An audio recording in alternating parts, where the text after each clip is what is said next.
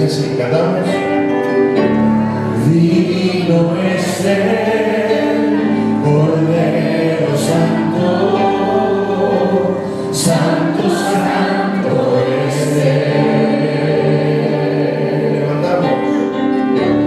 Levantamos nuestra alabanza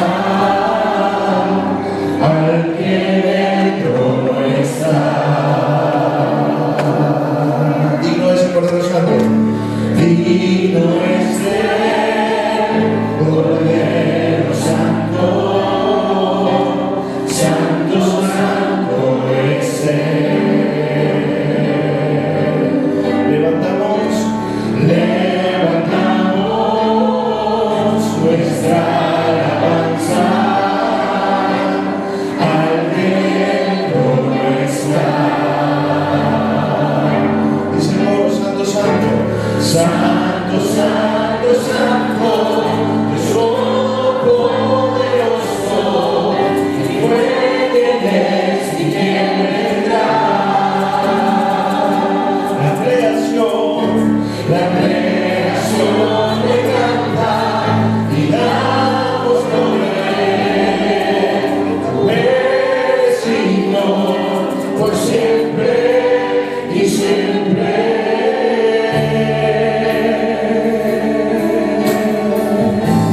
Te adoramos, Señor, porque tienes la capacidad de reinar en nuestra vida. Amén. Así que vamos a hacerlo con poder al Señor. Digno es el Cordero Santo, dice así. Digno es el Cordero Santo, Santo, Santo es Él. Levantamos nuestra alabanza al que del trono está. Santo, Santo, Santo, Santo, Santo, Santo, Dios Todopoderoso, que fue, quien es y quien vendrá. La creación le canta y damos gloria a Él. Tú eres digno por siempre y siempre. Santo, Santo, Santo, Dios Todopoderoso, quien fue, quien es y quien vendrá. La creación le canta y damos gloria a Él. Tú eres digno por siempre y siempre. Santo, Santo, Santo, Dios Todopoderoso, quien fue, quien es y quien vendrá. La creación le canta y damos gloria a Él. Tú eres digno por siempre y siempre.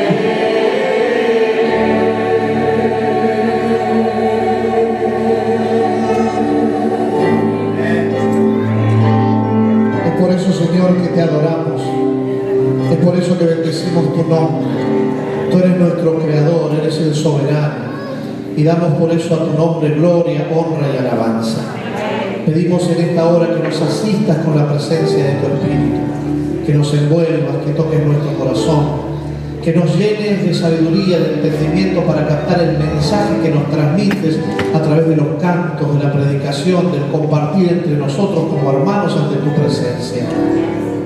Llénanos de ti, Señor, de tal manera que al salir esta mañana de este lugar salgamos renovados, diferentes, transformados, porque tú, hablándonos al corazón, tocaste nuestra vida y nos transformaste para la gloria de tu nombre. Quédate con nosotros, te lo pedimos, en el nombre de Jesús. Amén. Es bueno estar en la casa del Señor.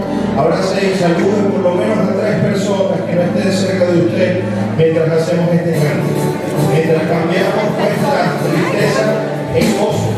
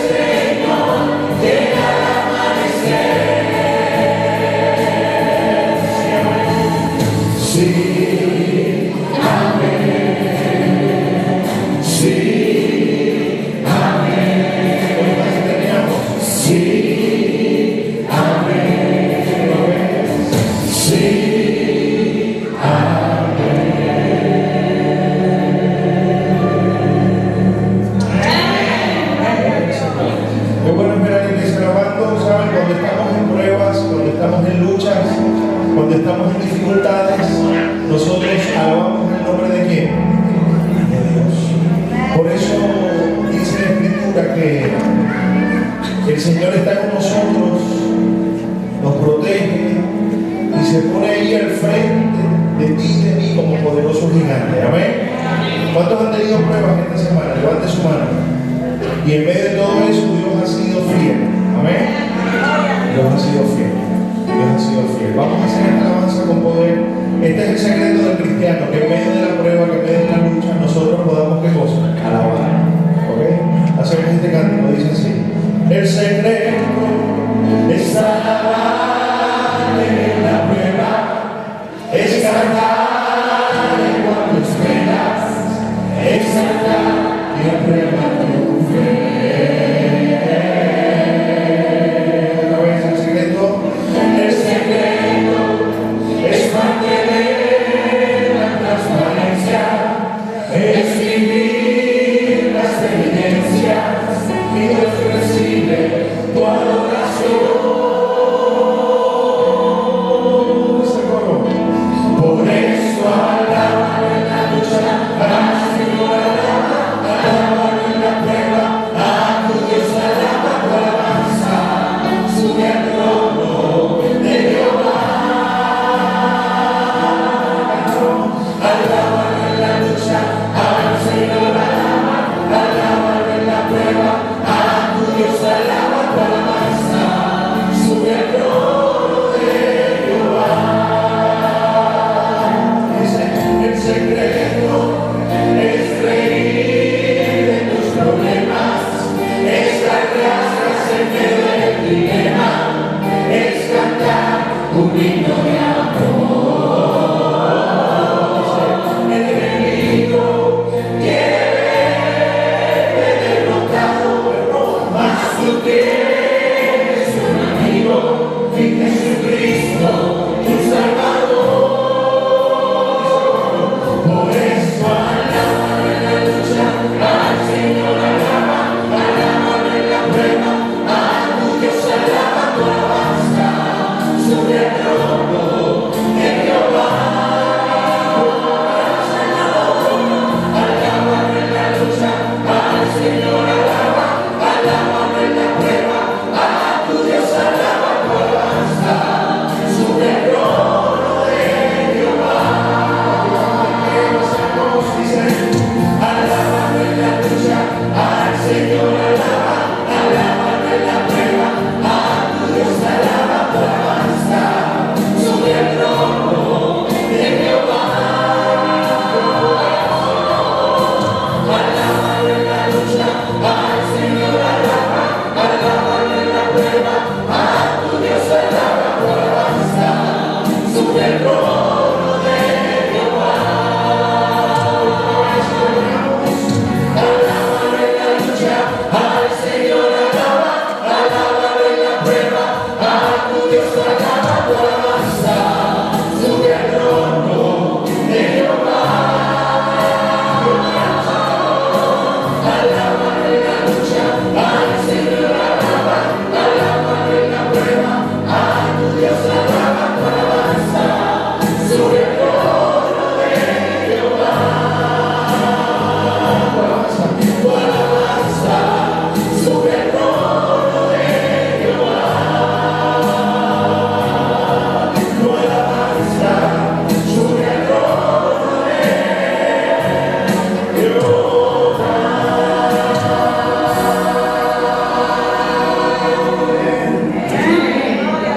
Gloria sea el Señor.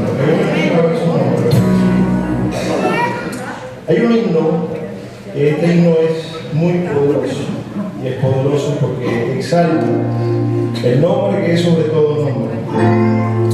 Mira cómo dice, en Jesucristo mártir de qué cosa. Y es casi una tragedia cantar este himno sentado, porque este himno merece todo lo que nosotros somos. Mira cómo dice, este himno es de Israel, lleva muchos años. Y yo quiero que tú lo cantes con poder al Señor. Dice así: en Jesucristo, mártir de paz, en horas de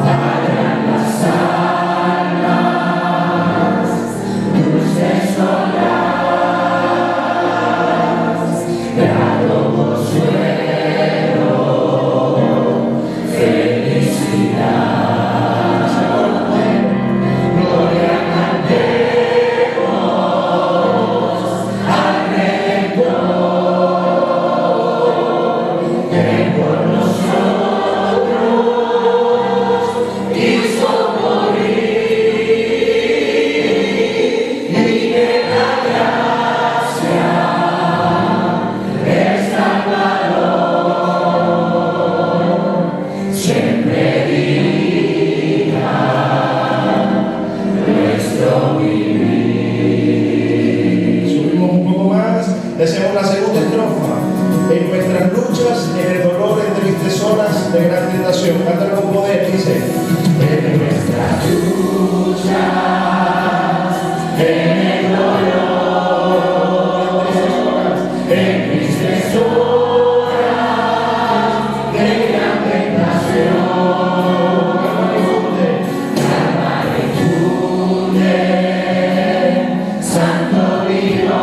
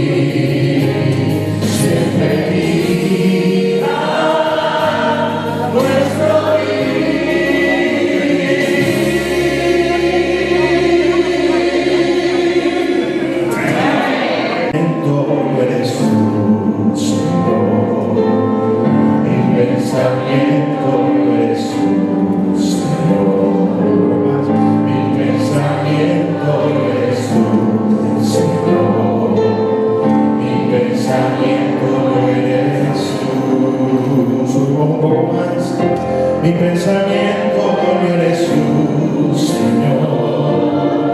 Mi pensamiento eres tú, Señor. Mi pensamiento eres tú, Señor. Mi pensamiento eres tú, Señor. Porque tú me has dado la vida. Porque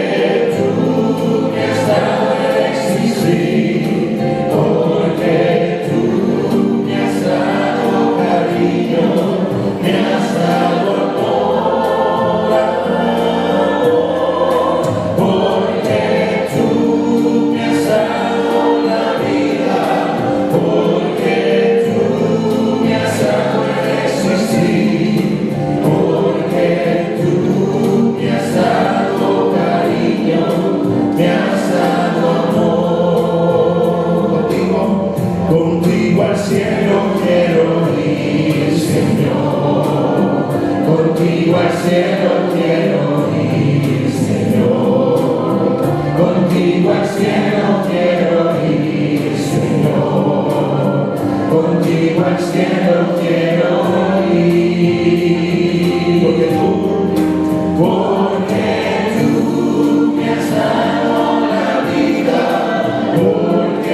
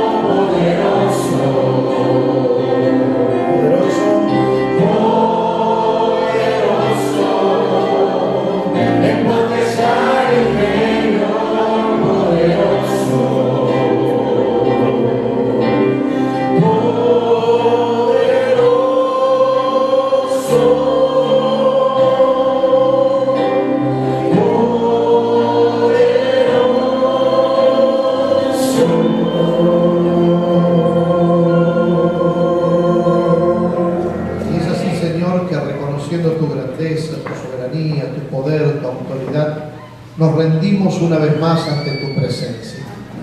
Y pedimos que en esta hora nos asistas con el poder de tu Espíritu Santo de tal manera que podamos entender el mensaje que traes para nuestro corazón en esta hora. Háblanos, tócanos, transfórmanos, Señor. Te lo pedimos en el nombre de Jesús. Amén. ¿Pueden tomar asiento? Buenos días, feliz sábado. ¿Cómo están? Bendecidos, prosperados y en victoria. Bien y mejorando y a Cristo esperando, en victoria y rumbo a la gloria. Qué bueno que estamos juntos una vez más esta mañana para seguir aprendiendo el mensaje de la profecía bíblica, descubriendo el mensaje de la profecía bíblica. Me place decirles, mencionarles que el tema de hoy será el que ya hemos anunciado ayer con el nombre de los vencedores, los 144.000 sellados. Vamos a hablar acerca de ellos y tratar de descubrir por lo menos tres cosas sumamente importantes en torno a ellos. Lo primero, ¿quiénes son? Si es un número simbólico, si es un número literal. Y de todas las cosas que podamos descubrir de ellos, quizá lo más importante sea si es que usted y yo, si nosotros podemos formar parte de este grupo que es identificado bajo esa simbología numérica. Miraremos entonces esta mañana lo concerniente a estos 144.000 sellados, basándonos en el capítulo número 7 y en el capítulo número 14 del libro de Apocalipsis. Así que prepárese porque estamos a punto de despegar en nuestro recorrido por el sendero profético. Durante estas noches hemos estado mirando cómo este mundo se va encaminando hacia el desenlace final del conflicto entre las fuerzas del bien y las fuerzas del mal. Mencionábamos anoche diciendo que se avecinan situaciones complejas, difíciles para este mundo, y en medio de todo ese caos que se cernirá en torno de esta tierra, nos preguntábamos quién podrá estar firme. Y la respuesta a esta pregunta la encontramos en la simbología de este grupo enigmático, reconocidos o presentados a través del número de los 144.000 que habrán de recibir el sello de Dios en su vida. Miremos acerca de estos 144.000 en el capítulo 7 del libro de Apocalipsis, iniciando allí en los versos 1 en adelante. Dice el vidente de Patmos, nos cuenta, nos presenta, nos transmite la visión que él captó de la siguiente manera. Después de estas cosas, dice Juan, vi 4 ángeles que estaban sobre los 4 ángulos de la tierra, deteniendo los 4 vientos de la tierra, para que no soplase viento sobre la tierra, ni sobre el mar, ni sobre ningún árbol. Y vi a otro ángel que salía de donde sale el sol, y tenía el sello del Dios vivo, y clamó a gran voz a los 4 ángeles a quienes se les había dado el poder de hacer daño a la tierra y al mar, diciendo: no hagáis daño a la tierra ni al mar, ni a los árboles, hasta que hayamos sellado en sus frentes, ¿a quiénes? A los siervos de nuestro Dios. Miremos así, parafraseando la visión que nos describe Juan. Él está mirando el mundo, él está mirando este planeta, y ve de momento que hay 4 ángeles poderosos reteniendo los vientos que habrán de soplar. Cuando nosotros analizamos en el pasado, cuando miramos e iniciamos nuestro caminar por este sendero profético, descubrimos que en la simbología profética los vientos representan guerras o destrucción de acuerdo al contexto. En este caso se está hablando de situaciones que acontecerán, preliminares juicios de Dios que habrán de ir cayendo en esta tierra, no porque Él sea el que los mande, sino porque son el resultado del deterioro de este planeta por consecuencia de la actividad de la humanidad que ha ido deteriorando este mundo. Digo, como pequeño paréntesis, usted se habrá dado cuenta que en los últimos años cada vez se ven con mayor frecuencia los desastres naturales. Se dio cuenta que cada año van en aumento los terremotos, los tornados, los huracanes. ¿Cuánta gente de Puerto Rico hay esta mañana acá. Pon la mano de los boricuas. ¡Huepa! Dicen en Puerto Rico, ¿verdad? Para esta misma época casi, el año pasado fui a Puerto Rico. Acabo de estar otra vez estos días pasados dando una conferencia, pero lo que quiero resaltar es que estuve en Puerto Rico un mes y medio, 2 meses después que pasó el huracán María, que devastó la isla de Puerto Rico. Yo viví 11 años en Puerto Rico, estudié allí ministerialmente, empecé oficialmente mi trabajo como pastor en la iglesia adventista allí, estudié en la Universidad de las Antillas, me casé con una boricua, así que soy medio boricua. Cuando me preguntaban a mí de dónde es usted, yo decía, bueno, yo soy así como una especie de argentirriqueño. Y amo Puerto Rico, le tengo un profundo agradecimiento a la isla y a la gente que vive en esa isla. Y cuando fui en aquellos días de acción de gracias, de Thanksgiving, a compartir con mi esposa, que estaba allí cuidando a su madre, porque su mamá está en una condición de salud un tanto crítica y hay que cuidarla y demás, y ella cada 2 o 3 meses viaja para acompañar a sus hermanas en el cuidado de su mamá. Coincidió que en esa ocasión fue para estos días de Thanksgiving, de acción de gracias, y fui allí después del paso del huracán, y qué dolor que sentí, qué tristeza. Y no era solamente lo que había pasado en cuanto a lo que este huracán produjo, en cuanto a romper cosas y destruir parte de la isla, sino también cómo quebrantó muchos corazones, porque vi gente triste, dolida, y hablaba con una de las personas cuando ya me regresaba, porque pude estar solamente 2 días, 2 o 3 días, porque tuve que volver porque empezaba una campaña en Tampa, así que me venía directamente para Tampa, y cuando estaba en el aeropuerto me decía una de las personas de la aerolínea, que no voy a decir cuál era para no hacer ningún tipo de propaganda, ninguna aerolínea, pero me decía la persona que era impresionante la cantidad de gente que todo el tiempo estaba saliendo de Puerto Rico por lo que había causado este huracán. Y con esto digo, el conflicto se agiganta. Es no solamente los vientos que pasaron y destruyeron cosas, sino que causaron problemas serios en la vida de mucha gente. Pues estas cosas que vimos allí en Puerto Rico, la vemos frecuentemente hoy en día en diferentes partes de este mundo, y nos preguntamos, ¿pero qué está pasando? ¿Cómo puede ser que no termina uno de reponerse emocionalmente del paso de un huracán y ya viene un tornado y después un terremoto y después un incendio en California? ¿Y qué está pasando en el mundo? Bueno, lo que está pasando es que las trompetas están iniciando a sonar, es que los vientos están empezando a ser soltados.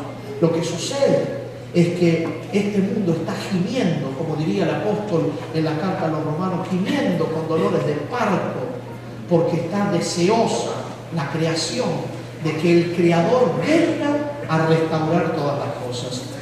La humanidad no podrá, no podemos, no hay ser humano, no hay alianza humana, no hay nada que nosotros podamos hacer para detener las realidades del deterioro de este planeta producto del pecado que se cierne en este mundo ya más de 6.000 años.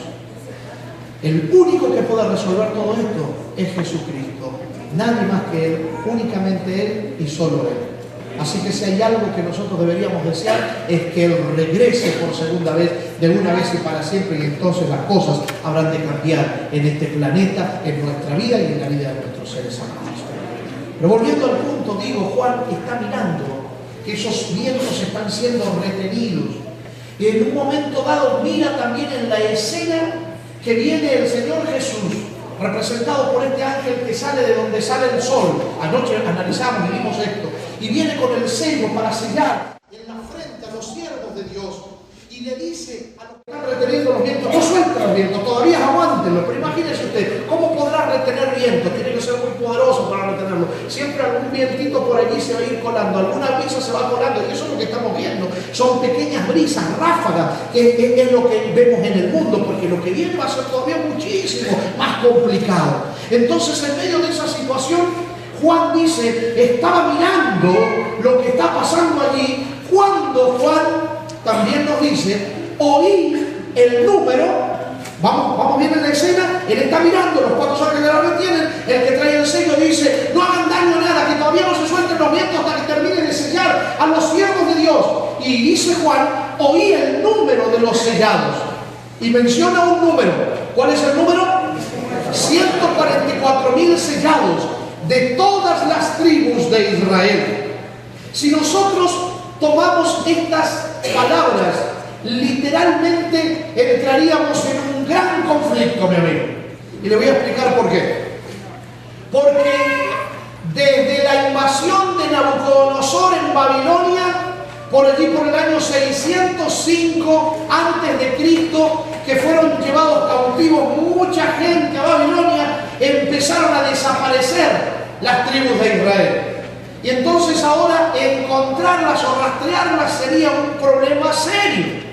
Adicional a esto, tenemos que entender que estamos ante el cuadro o ante la presencia de expresiones que son simbólicas, que pretenden describir detrás de un símbolo una verdad mucho mayor que la que se ve a simple vista, mirando por encima. ¿Me hago entender? Entonces tenemos que entender que estas expresiones tienen un mensaje detrás de ellas, o sea, nos presentan un símbolo que trata de presentarnos una verdad mayor a través de él. Y en esto enmarcamos o encuadramos la simbología numérica de la que hablábamos esta noche, que en el libro de Apocalipsis o en la profecía bíblica los números no son números. ¿Qué cosas son? Símbolos, símbolos que nos presentan algo especial. Juan dice, estoy mirando esa escena, los vientos están siendo retenidos, viene aquel que habrá de sellar y le dice en una orden a los que sostienen los vientos de los 4 ángulos de la tierra, no suelten los vientos hasta que termine de sellar a los siervos de mi Dios en la frente. Y entonces Juan dice, oí el número de los salvados, o de los sellados, perdón. Oí el número de los sellados y eran 144.000. Note usted la expresión de Juan. Juan dice, oí el número.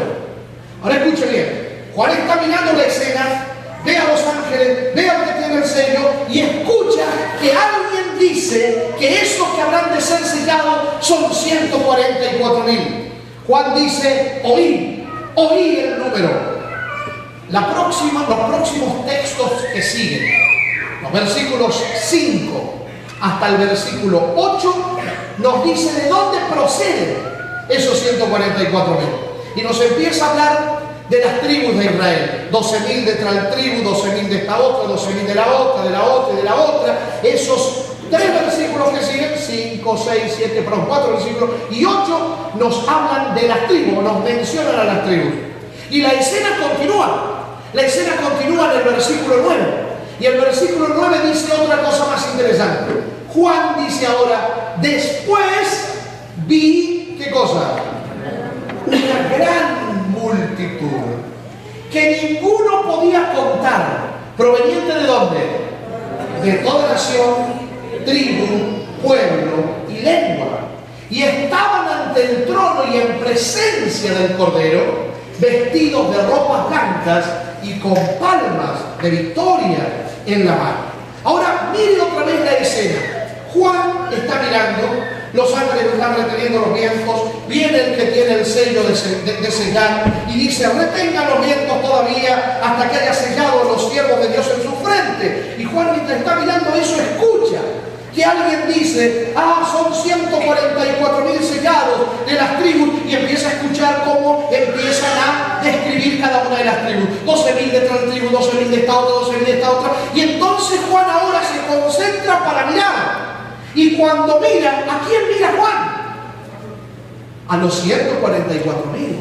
A ellos ahora está mirando. Ahora los empieza a ver. Y cuando los mira, descubre que no son 144.000 literal el número, sino que es una gran multitud que está vestida de vestiduras blancas en presencia del Cordero. O sea, porque viven en la presencia de Dios, porque son vencedores por el poder de Jesucristo, porque aun cuando el conflicto no ha terminado, ya han sido declarados vencedores. Y estos eran provenientes de toda nación, tribu, pueblo y lengua. Así que podríamos iniciar hablando de estos 144.000 diciendo que ese número 144.000 es un número simbólico, no es un número literal. No es que, ¿por qué número de sellado vamos? Y 139.000 o 143.999, falta uno. No es así. Es un número simbólico que representa algo más que apenas un número. Y hablamos de la numerología o de la simbología numérica. Mencionamos que en el libro de Apocalipsis un número que se repite mucho como símbolo es el número 7. Y mencionamos en estas noches pasadas, los que tuvieron recordarán, los que no les digo, que en el libro de Apocalipsis vamos a encontrar una sucesión constante de número 7.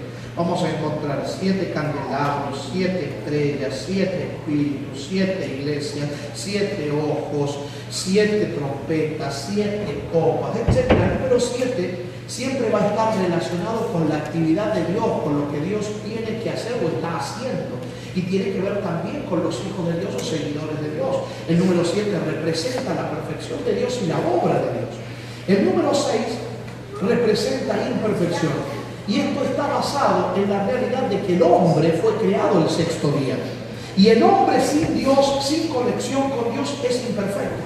Porque cuando Dios creó al ser humano, lo creó con perfección, pero esa perfección estaba en la relación que tenía el hombre con Dios. Cuando el hombre cortó esa relación con Dios y el pecado se introdujo en este mundo, entonces el ser humano perdió esa perfección. Y por esa razón es que quedamos condenados a una realidad de que por nosotros mismos era imposible recuperar lo que se había perdido. Por eso Dios tuvo que venir en semejanza de carne de pecado para condenar el pecado de la carne, como dice Pablo, porque lo que era imposible para el hombre, entonces Dios lo hizo posible a través de Jesucristo. ¿Me hago entender?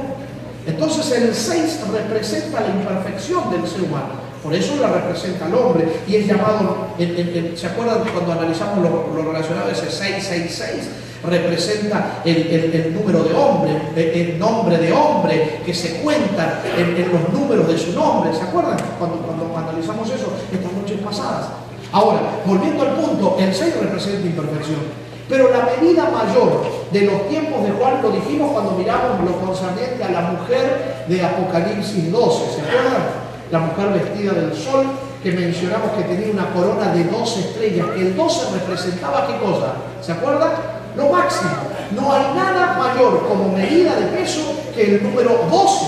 12 es totalidad. 12 es lo máximo. Ahora, estos 144.000 proceden de la multiplicación de 12 por 12.000, o sea, potencializado ese número 12. Lo que significa que este número simbólico nos pretende presentar un mensaje escondido a través de ese número. 12 por 12.000. Si el 12 es la medida máxima, es lo más grande que hay, entonces 12 por 12.000, que es la multiplicación de estos, o el resultado de estos 144.000, entonces podemos decir que Dios está tratando de transmitirnos algo especial a través de esta simbología. Hablábamos del número 6 como el número que representa imperfección. Y es presentado en la Escritura la obra del diablo al fin del tiempo, enmarcado bajo la simbología numérica de un 666. Si un 6 ya representa imperfección, entonces 36 tendría que ser esa imperfección potencializada. Y si esa imperfección está relacionada a la maldad, entonces el 666, además de lo que ya hemos visto durante esta noche, también representa que el diablo habla de desplegar al fin del tiempo su engaño tan, pero tan sutil, que será de lo malo, lo más malo, lo peor. Y cuando el diablo tendrá el mundo entero enmarcado bajo ese engaño, que será difícil de desenmascarar, porque incluso él intentará hasta engañar a los escogidos de Dios. En esa presentación que el diablo hará en su despliegue al fin del tiempo, presentando de lo malo, lo más malo, lo peor, 3 veces 6, Dios presentará para contrarrestar el engaño del diablo a los 144.000, 12 por 12.000, que será lo mejor de lo mejor. En un sentido no de los seres, sino de la obra de Dios en ellos, porque presentará el poder de la gracia de Dios, que tiene la capacidad de hacer por el hombre lo imposible y convertir al ser humano finito en un baluarte de la verdad de Dios. Y eso solamente el poder de Cristo puede hacer en el corazón y en la vida de un ser humano falible, de un ser humano finito, de un ser humano pequeño, llegar a convertirlo en un instrumento de poder para la gloria y honra de nuestro Dios. Así que cuando el diablo habla de desplegar su engaño mayor, de lo malo, lo más malo, lo peor, Dios habrá de presentar lo mejor de lo mejor, los 144.000. Así que el número es un número simbólico. Quizá de todas las preguntas decíamos que podríamos hacernos acerca de ellos, sea preguntarnos si podemos formar parte de ellos. Y quizá para eso necesitemos descubrir un poquitito más quiénes son y qué características los acompañan. Miremos lo que nos presenta el capítulo 14 del libro de Apocalipsis acerca de las características de estos 144.000. De paso, si usted me permite decir algo, digo, aunque el escritor de Apocalipsis no puso los capítulos y los versículos como nosotros los encontramos hoy, usted dirá, pero pastor, ¿y cómo no? ¿Quién hizo eso? Esa es una obra de los compiladores, de los traductores de la Biblia. Ellos son los que le ponen capítulos y le ponen versículos, con el fin de que podamos identificar más fácilmente los pasajes en toda la Escritura. Los escritores originales no pusieron ni capítulos ni versículos, ni siquiera subtítulos, como muchas veces encontramos. Ahora, sin embargo, aunque esto fue obra de personas que se dieron a la tarea de investigar, de encontrar esos escritos, de traducirlos, pasando todo el proceso que conlleva una traducción, y de colocarle los capítulos, para mí tampoco es casualidad que estos 144.000 aparezcan por primera vez en qué capítulo de la Biblia, de Apocalipsis, en el 7, y vuelven a aparecer por segunda vez en qué capítulo, en el 14. El 14 es la suma de 2 veces que 7, y entonces usted ahí puede ver el contraste. El diablo habrá de presentar su engaño mayor bajo la psicología del 6, 6, 6, 3 veces 6, de lo malo, lo más malo, lo peor. Y Dios habrá de presentar estos 144.000 enmarcados en el capítulo 7 y el 14, o sea, 3 veces 7 también. ¿Me hago entender? Entonces miremos lo relacionado a estos 144.000 y a las características que los acompañan. En estos pasajes, Juan, el vidente de Patmos, nos dice acerca de ellos lo siguiente. Miré, dice Juan, y vi al Cordero de pie sobre el monte de Sión. Todo esto es simbólico, ¿verdad? Y con él, ¿qué cosa? 144.000, o sea, vio a los 144.000, vio a los sellados. Estos tenían el nombre del Cordero y el nombre de su Padre escrito ¿dónde? En sus frentes. Anoche hablamos un poquitito acerca del sello de Dios y de que este está íntimamente relacionado con el reconocimiento de Dios como soberano.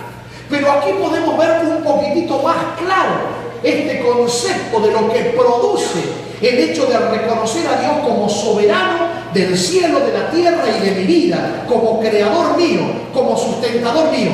Produce esta realidad una entrega tal que me permite a mí dejar que Él actúe completamente en mi vida. Y por esa razón Él va transformando mi experiencia. Va transformando mi experiencia al punto tal de que finalmente logra proyectarse a través mío. Digo, coloca en mi vida el mismo sentir de Jesús, para que la gente cuando me vea pueda ver a Cristo en mí, pueda ver a Cristo en ti.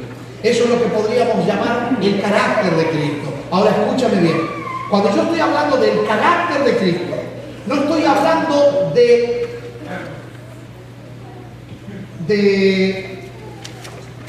se me fue la palabra, de conducta. No estoy hablando de una conducta, estoy hablando de una condición del corazón, del alma y de la vida. Estoy hablando de una experiencia de relación con Dios, que así como Cristo dependió del Padre y vivió todo el tiempo en conexión con el Padre, dejándose guiar por el Espíritu del Padre, de la misma manera, así se habrá de desarrollar el sentir, el carácter, la esencia de lo que somos, buscando al Señor, así como la flor busca al sol. En este caso, al sol de justicia que es Cristo. ¿Me hago entender? ¿Que puede conllevar elementos de la conducta? Sí, pero que es mucho más que eso. Tiene que ver con una experiencia. Porque muchos pueden producir una conducta aparentemente muy cristiana, pero tener un corazón totalmente alejado de la fuente de poder que es el Señor Jesucristo. Por esa razón, cuando hablamos del carácter, estamos hablando de una experiencia que viene como resultado de la conexión con el Padre, con la conexión con Dios, que hace que mi corazón esté abierto totalmente en un canal constante de comunicación con Dios. Es el sentir de aquellos que caminan con Cristo. Estos 144.000 tienen el nombre del Padre y del Hijo escrito en sus frentes. Los nombres en la Biblia, todos, tienen un significado. Nombres de personas, nombres de lugares, nombres de ciudades. Todos los nombres tienen un significado. Aun cuando muchos de ellos los hemos adoptado como parte de nuestro lenguaje, en la lengua que hablamos, que en este caso es la lengua española. Aun cuando los hemos adoptado, no son nombres propios de nuestra lengua, son nombres propios de otras lenguas. Y esas otras lenguas deben ser traducidas, y los nombres incluyéndolos. Todos los nombres que encontramos en la Biblia tienen una traducción. ¿Por qué? Porque los nombres bíblicos eran colocados con un propósito definido en la experiencia de aquellos que lo recibían. Y Dios, valiéndose de esto, utilizó los nombres de aquellas personas que llamó para graficar, presentar o manifestar la obra, la tarea que realizarían estas personas que llevaban el nombre que tenían. Me explico mejor. El nombre representa el carácter, la actividad, la obra, la misión que desempeñaría la persona que llevaba puesto ese nombre. Como por ejemplo, Jesucristo o Jesús. ¿Por qué cree usted que a Jesús se lo llamó así? Jesús. Y María no podía ponerle el nombre que ella quería. Ella debió ponerle el nombre que el ángel le dijo que le ponga. Y usted puede encontrar esto en el Evangelio de San Mateo, en el capítulo 1, en el verso 21, cuando el ángel le dijo a María: y le pondrás por nombre Jesús. ¿Por qué le tuvo que poner ese nombre? ¿Por qué no le pudo poner otro nombre? Porque el nombre de Jesús manifestaba la característica particular de lo que Él sería. Y eso que Él sería estaba íntimamente relacionado con la obra que realizaría, con la experiencia que viviría. Porque Jesús es una palabra que cuando la traducimos en nuestro lenguaje quiere decir nada más y nada menos que Salvador. ¿Sabía usted eso? Que Jesús significa Salvador. ¿Hay alguien que se llama Jesús entre los presentes? ¿Hay alguien que se llame así? ¿Hay alguien que se llame Salvador entre los que estamos aquí? ¿Hay alguna persona que se llame así? He conocido muchas personas en Puerto Rico que se llamaban Jesús. ¿Cómo es que le dicen a los Jesús de Puerto Rico? Chuito. Y he conocido personas que se llaman Salvador también. ¿Usted no conoce personas que se llaman así? ¿Tu hermano se llama Jesús?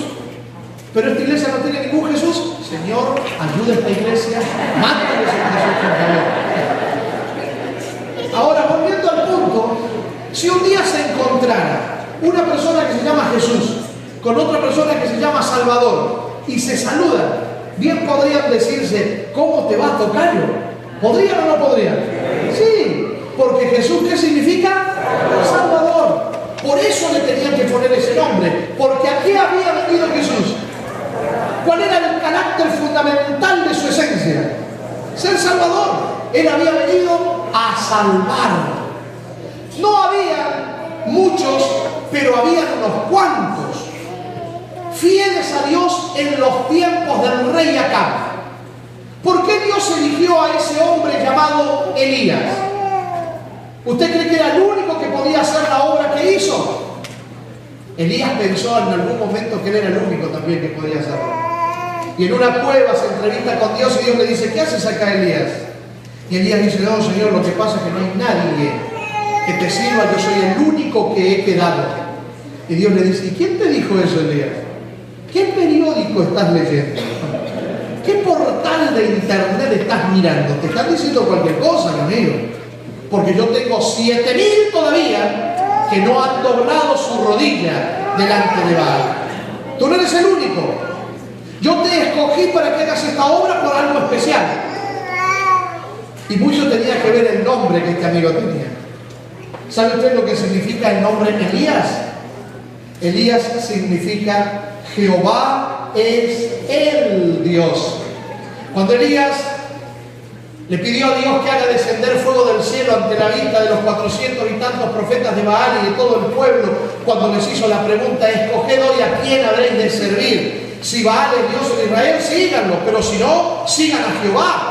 ¿Quién es el Dios en Israel?, preguntó Elías. Y cuando el fuego descendió del cielo, el pueblo entero, a viva voz, exclamó quién era el Dios en Israel. ¿Qué decía el pueblo?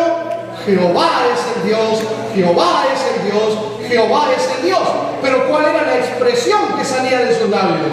Elías, Elías, Elías, porque Elías con su nombre manifestaba la obra que realizaría, que no era otra sino la de apuntar a Dios como el soberano del pueblo, aquel que se había apartado de sus caminos. ¿Me hago entender? No era el único que podía hacer esa obra. Dios lo eligió por el nombre que tenía. Lo mismo que Joel. ¿Sabe usted lo que significa el nombre Joel? Cada vez que usted encuentre la expresión él en un nombre de lugar, de persona, de ciudad, whatever, cuando usted vea que ese nombre tiene el monosílabo él, sepa que él en hebreo quiere decir Dios. Elías, Jehová es él, Dios. Joel, Jehová es Dios. Daniel, Dan quiere decir juez. Él quiere decir Dios. Daniel, Dios es el juez. Y ahora pregunto yo, ¿de qué trata el libro de Daniel? Si no es acerca del juicio de Dios. Allí se presenta de manera clara. No tuvimos tiempo para mirarla esta semana, pero ustedes pueden investigar. Allí en el capítulo 7 inicia todo lo que tiene que ver con el juicio de Dios, con la manifestación o revelación de parte de Dios acerca de su juicio. Ese juicio que tiene 3 etapas. Y que estos 144.000 ya han pasado por él en el momento en el que terminan siendo declarados como vencedores. Ahora, volviendo al punto, digo, el nombre representaba, tenía o manifestaba una característica particular propia de aquel que lo llevaba, y esto tenía que ver con el carácter de vida o de la función que realizaría en este mundo, su propósito de vida. Y ese es el carácter que ellos habrían de desarrollar. Estos 144.000 que tienen el nombre del Padre y del Hijo escrito en la frente, que tiene que ver con el sello de Dios, no es otra cosa sino tener una experiencia tan real, tan concreta, tan viva con Dios, que la manifiestan y que se puede ver o se puede notar en la experiencia de estos hombres, como pasaba con David cuando caminaba por las calles aquellas de Belén, o cuando andaba por Jerusalén y la gente lo miraba y decía, ¡ah! Este muchacho tiene a Dios en su vida. De la misma manera se dice de estos 144.000. Y quizá allí comenzaría usted y yo, comenzaríamos nosotros a hacer una introspección informal, dirían los psicólogos, a mirarnos hacia adentro y decir, ¿será que la gente dice eso de mí cuando me ve? ¿Será que la gente al mirar me dice, Dios está en la vida de este hombre, Dios está en la vida de esta mujer? Si no es así, entonces procure que así sea, porque esa es la experiencia de los 144.000. Estos 144.000 dice Juan que oyó que había una voz del cielo como estruendo de muchas aguas. Esos son los 144.000, como poderosa voz, como estruendo de muchas aguas, como el estampido de un gran trueno. Sin embargo, a su vez, el sonido era como de artistas que tañían sus arpas. Cuando Juan nos mira, podemos decir que como característica, mira que tienen el nombre del Padre y del Hijo escrito en la frente, el sello del Dios vivo, que cantan a una voz como estruendo, sí, como estruendo de muchas aguas, porque son muchos, pero están tan armoniosamente combinados que es como si fueran un solo hombre cantando, porque están unidos en la misma nota con Dios. ¿Me hago entender? Estos 144.000 procuran, buscan la unidad de la iglesia de Dios, no en puntos comunes de doctrina, como lo hace el falso profeta, sino la unidad en Cristo, la unidad en la verdad tal cual está en Jesucristo, porque Cristo es verdad, el Padre es verdad, el Espíritu es verdad, la Escritura es verdad, la ley de Dios es verdad. Por eso estos buscan la unidad en la verdad de Dios. ¿Me hago entender? No son. Y esto, como paréntesis, quiero decir, muchas veces se levantan dentro de las iglesias cristianas movimientos queriéndose atribuir el nombre de reformadores, el nombre de una nueva luz que tienen para transmitir, y quienes no sigan esa luz que ellos transmiten quedan separados de la bendición. Y lo que hacen con una actitud como esa es dividir la iglesia, es lastimar a personas, es condenar gente. ¿Será que ese es el espíritu de los 144.000? ¿Será que ese es el espíritu de un verdadero reformador? Ah, mi amigo querido, si usted pretende ser un reformador, primero permita que Dios reforme su vida y la llene del amor de Cristo. Porque el verdadero reformador es aquel que ama como Cristo amó, porque nadie pudo ser mejor reformador que el Señor Jesucristo, y llegó a amar hasta la muerte y muerte de cruz. Por eso los 144.000 no provocan división, provocan unidad en los seguidores verdaderos del Señor Jesucristo.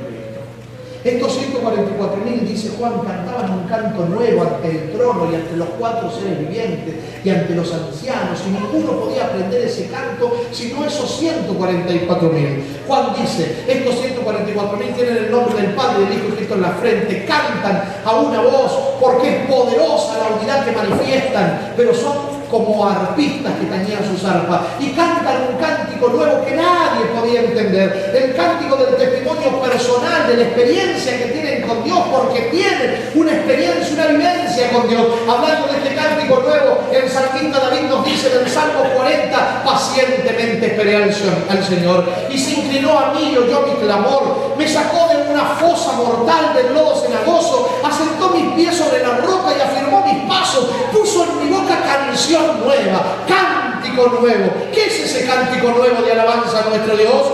Dice David, muchos verán esto, lo venerarán y confiarán en el Eterno. O sea, ese cántico nuevo es el testimonio que se manifiesta a partir de la experiencia que uno tiene con Dios, y nadie puede aprender ese cántico nuevo porque es un cántico personal, porque es tu experiencia personal con Dios. Tú no puedes vivir por la experiencia del hermano que está a tu lado, tú tienes que vivir por tu propia experiencia con Dios. Eso sí, en tu propia experiencia con Dios no te hace condenar, ni lastimar, ni maltratar a tu hermano, sino amar a tu hermano como a ti mismo.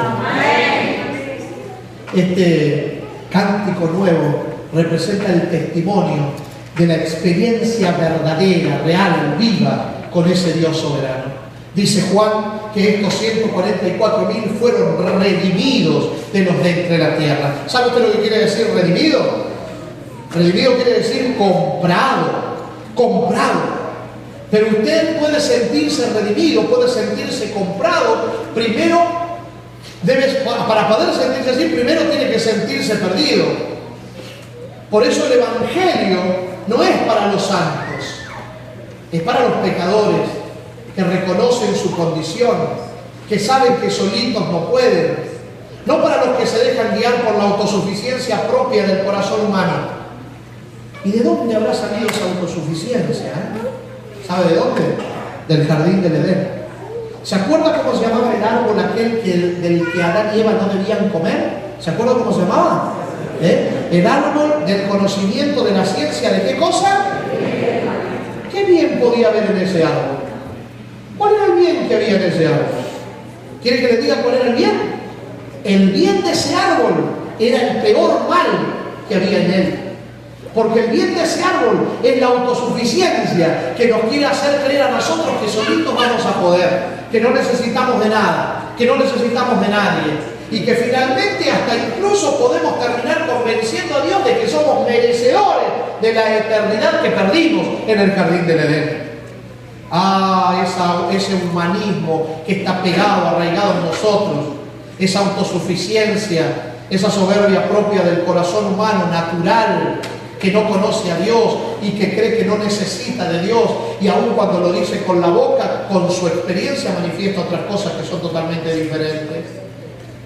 Por eso los 144.000 realmente tienen una experiencia de sentirse redimidos, comprados, porque se saben que sin Dios nada pueden hacer, que sin Él no tienen ningún tipo de poder, porque el poder de ellos está o reside en la experiencia de conexión con Dios, que provoca una actitud de humildad en el corazón y no de autosuficiencia que nos lleva a la independencia. Por esto estos 144.000 que tienen el nombre del Padre, el Hijo, Cristo en la frente, que cantan a una sola voz buscando la unidad, que tienen un testimonio personal con Cristo, tienen una experiencia verdadera con Dios, donde se han sentido salvados por ese Cristo que los rescata y los recibe a pesar de lo que son y los va transformando día a día.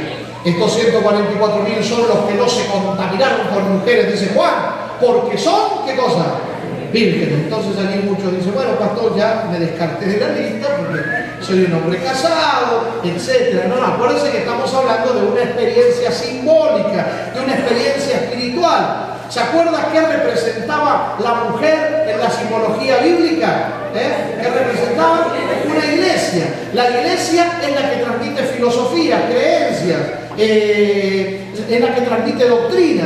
Así que esto, que no se contaminaron con mujeres, significa que no aceptaron las filosofías que no están basadas en la Escritura Sagrada. En otras palabras, son vírgenes en el sentido de que tienen la palabra de Dios en el corazón y que para ellos los dichos más amados, los dichos más importantes, los más apreciados son los de la Escritura Sagrada, no los de las tradiciones humanas, no los que puedan decir dos o tres que se creen que tienen la autoridad de decir lo que en la Escritura no está dicho. Entonces aman la Biblia, la Escritura Sagrada, por encima de cualquier otra cosa. ¿Me van a entender? Estos son los que tienen la verdad de Dios en el corazón, tienen la palabra, como la mujer aquella que tenía la palabra debajo de los pies, fundamentada, cimentada, firme en la palabra de Dios. ¿Me hago entender? Estos 144.000, dice también Juan, que en sus bocas no fue hallado engaño o mentira. A ver, ¿qué sería lo contrario a ser engañoso, a ser mentiroso? Sería ser veraz, ser honesto, ser sincero. ¿Está de acuerdo conmigo? Así que estos 144.000 que tienen el nombre del Padre escrito en la frente, que cantan a una voz, que tienen un cántico nuevo de su testimonio, que tienen una experiencia real con Dios, que aman la palabra, no mienten en su realidad con Dios. Son sinceros, no son hipócritas. No tienen la Biblia debajo del brazo y se la pasan condenando a la gente, haciéndose más santos que los demás. No. En su experiencia con Dios de sinceridad, es inevitable que Dios provoque en el corazón una realidad de amar como Él amó. Y de paso, es la esencia de lo que Él dijo sería la mejor manera de predicar el Evangelio. En estos conocerán que son mis discípulos. Cuando sepáis todos los elementos pertinentes a los detalles proféticos desde Daniel hasta Apocalipsis. Así dice el texto. Cuando aprendáis a definir todos los detalles de la religión que profesáis seguir. Así dice el texto. Cuando sepáis más que los otros y os captéis de esa sabiduría. Así dice el texto. En esto conocerán que sois mis discípulos. ¿Cuándo? ¿Estoy en la iglesia hoy? ¿Estamos en la misma sintonía? 92.9 Radio Paraíso, ¿estamos ahí? ¿Sí? Muy bien. En esto conocerán que sois mis discípulos. ¿Cuándo? ¿Que mandarnos otra vez? ¿Estudiar? Cuando os... ¿Cómo? Dura verdad. Cuando os améis como yo os he amado. Estos 144.000 vivieron una experiencia verdadera, real con Dios. Y finalmente, dice Juan, que viven todo eso porque son... ahora sí que quedamos todos descalificados. A menos que alguien pueda decir, ¿sabe qué, pastor? Yo soy el único que califica, quizá, porque yo nunca he cometido el error, nunca he fallado, nunca me he equivocado en la vida, nunca he pecado. ¿Hay alguien que pueda decir así? Y a ver, alguien, a ver, que levante la mano. Oiga, si alguien levanta la mano, yo debajo de aquí, le doy el micrófono, sigue predicando usted, nos tomamos una foto con usted y nos firma la Biblia todo, porque sería tremendo encontrar a alguien así.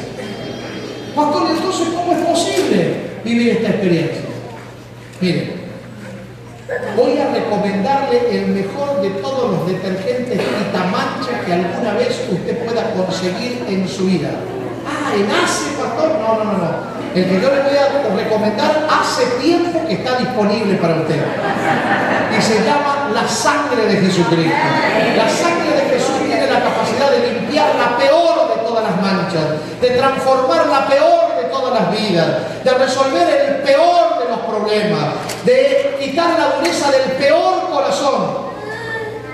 Porque ese Dios maravilloso del que yo le estoy hablando, hay tres cosas que Él no conoce. Ah, pastor, ¿de qué está hablando usted? No conoce un pecado tan grande que no pueda perdonar. No conoce un pecador tan grande que no pueda transformar. Y no conoce un problema tan grande que no pueda resolver. Así que quizá lo mejor que podemos hacer es buscar a ese Dios para que haga en nosotros el milagro de presentarnos sin mancha por su gracia y por su amor. Ahora escúcheme bien.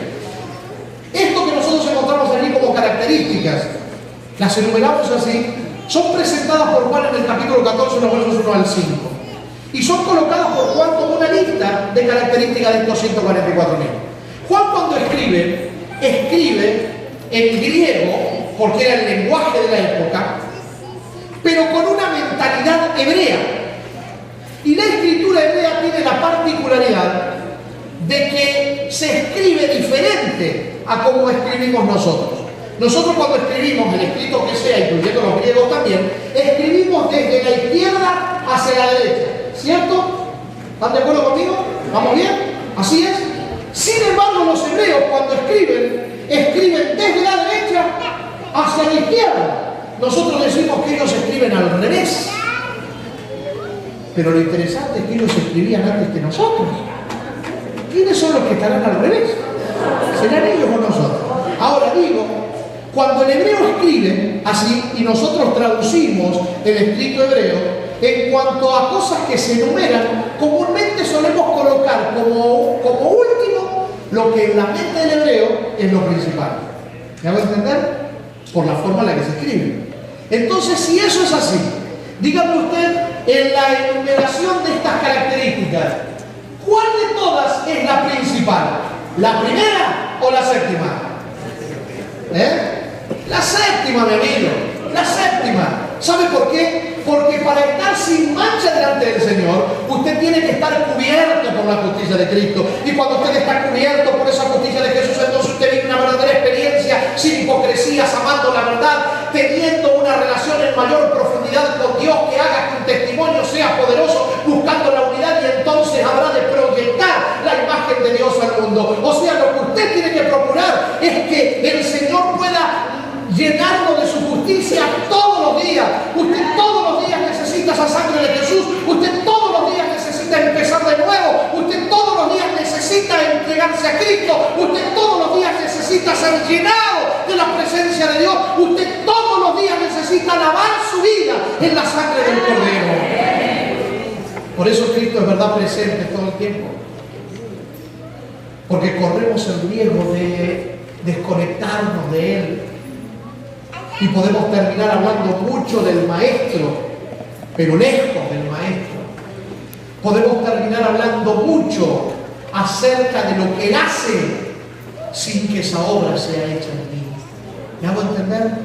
Por eso es fundamental vivir una experiencia de búsqueda de Cristo y de su gracia y su justicia constantemente. Por eso decíamos anoche, el mensaje de la justicia por la fe en Cristo, el mensaje de justificación por la fe, o el mensaje de la gracia de Dios en Cristo, de la salvación de Dios en Cristo por gracia, es el mensaje que desencadena todos estos eventos finales. Desnuda Babilonia, hace caer a Babilonia, enfrenta al mundo para que tome una decisión. Porque de eso se trata, mi amigo, de entregarse a Cristo o de seguir viviendo solo sin Él. ¿Me hago entender?